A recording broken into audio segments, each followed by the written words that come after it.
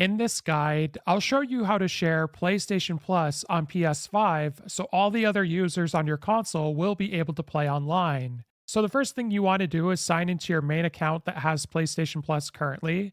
And then what we're going to do is go to settings in the top right corner.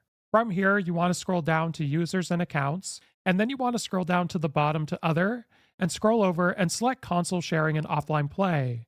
This is going to allow anyone, when you enable this feature, to access PlayStation Plus, games, and more from this primary PlayStation Network account and use it across the console. So if you see the disable option here, that means this PSN account's already the primary. But if you see an enable option, be sure to enable it now.